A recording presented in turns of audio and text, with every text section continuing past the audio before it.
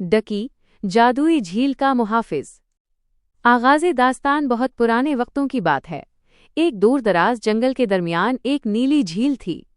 इस झील के बारे में मशहूर था कि उसका पानी चांदी की तरह चमकता है और उसमें जादुई ताकतें छुपी हैं।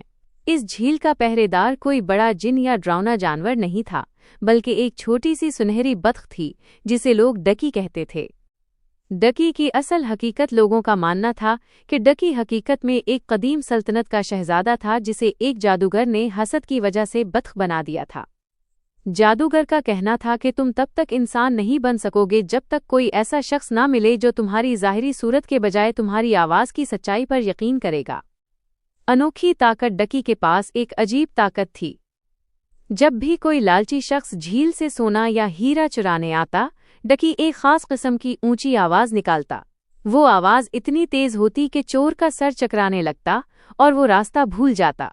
लेकिन अगर कोई जरूरतमंद और सच्चा इंसान वहां आता तो डकी उसे झील के किनारे गिरे हुए जादुई मोती तोहफे में देता। एक नौजवान की आमद। एक दिन एक गरीब और रहमदिल लड़का झील के किनारे पहुंचा। उसने देखा कि डकी के पांव में एक कांटा चुभा हुआ है और वो तकलीफ में है। लड़का डरा नहीं, बल्कि उसने मोहब्बत से डकी को उठाया और उसका कांटा निकालकर पट्टी बांध दी। इस लम्हे लड़के ने कहा, ए प्यारी बतख, तुम्हारी आंखें बताती हैं कि तुम कोई आम परिंदा नहीं हो, तुम्हारे अंदर एक अजीम रूह बसती है। जादू का टूटना। जैसे ही उस लड़के ने डकी की हकीकत को पहचाना और उससे हमदर्दी की, एक जोरदार धमाका हुआ और वो सुनहरी बतख एक शानदार शहजादे में बदल गई।